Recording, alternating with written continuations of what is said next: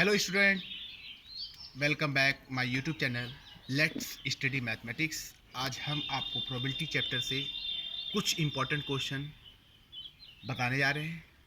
इससे पहले वीडियो में आपको कम से कम 2-3 क्वेश्चन हमने सॉल्व करवा दिया है, इम्पोर्टेंट क्वेश्चन।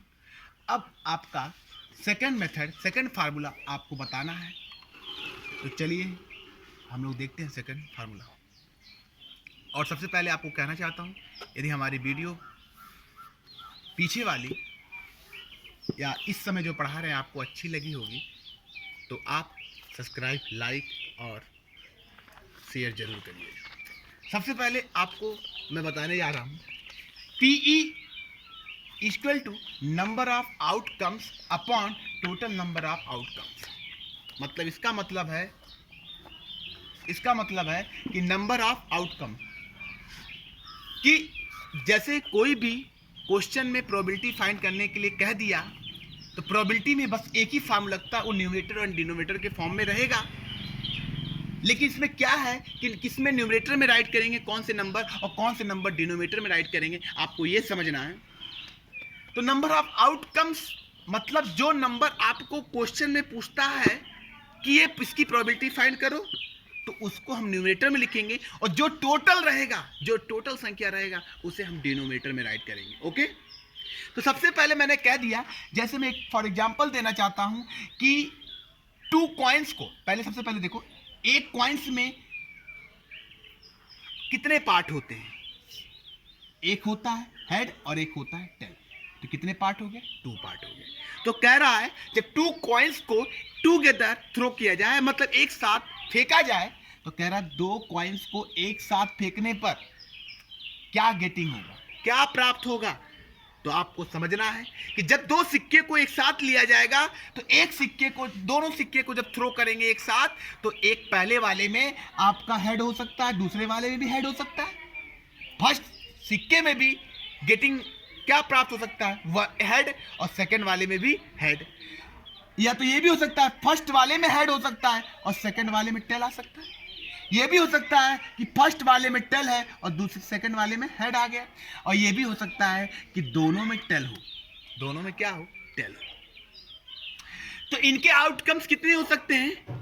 4 हो सकते हैं। कितने हो सकते हैं? जब किसी भी 2 कॉइन्स को एक साथ क्या करते हैं? थ्रो करते हैं, तो आपको गेटिंग कितना होता है? कितने नंबर आते हैं? आपके 4 नंबर आते हैं। ओके, क्लियर हो गया।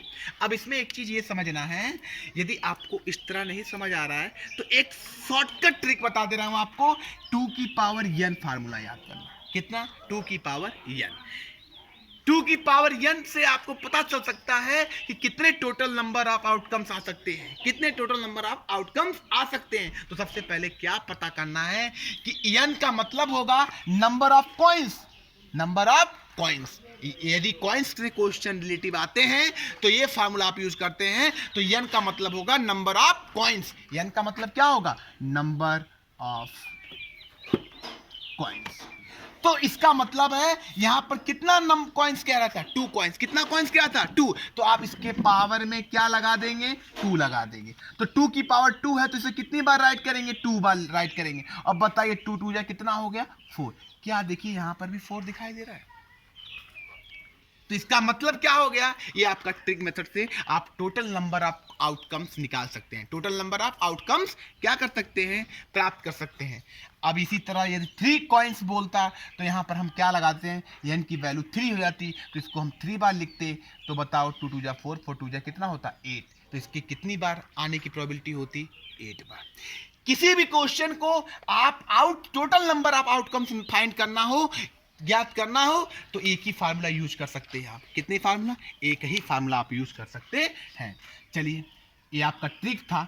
अब आपको मैं बताने जा रहा हूं इस डिटेल इंफॉर्मेशन के साथ सवाल को।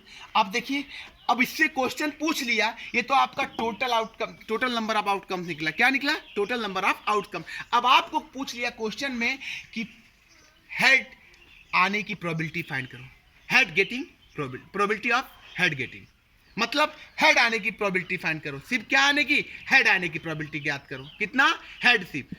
तो आप क्या करेंगे हेड आने की प्रोबेबिलिटी ज्ञात करने के लिए? अब बताओ भाई इसमें हेड कितनी बार है? हेड कितनी बार? सिर्फ हेड हेड दोनों में होना चाहिए। हेड मतलब हेड। तो कितनी बार दिया यहाँ पर? हेड हेड, एक ही तो बार हेड दिया है। कितनी बार हेड दिया? 2 बार। तो कह दिया, इसमें कह दिया कि कम से कम 2 हेड आने की प्रोबेबिलिटी फाइंड करो। कम से कम 2 हेड। तो कितनी बार 2 हेड है? एक ही बार तो है, और कहीं है 2 बार हेड।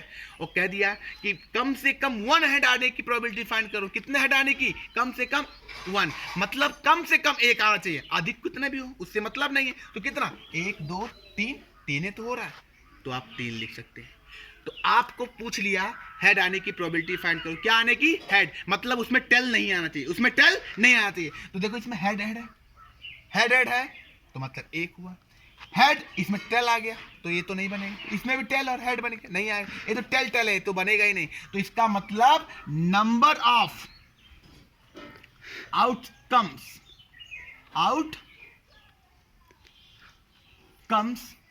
कितना हो गया? हेड और हेड। इसको शॉर्टकट में लिख सकते हैं P head equal to P head equal to, मतलब हेड आने की प्रोबेबिलिटी बराबर हेड आने की प्रोबेबिलिटी। मतलब नॉट तो नहीं लगा, नहीं तो नहीं लगा, बार तो नहीं लगा। इसका मतलब है हेड आने की प्रोबेबिलिटी आपको फाइंड करना है। तो सबसे पहले क्या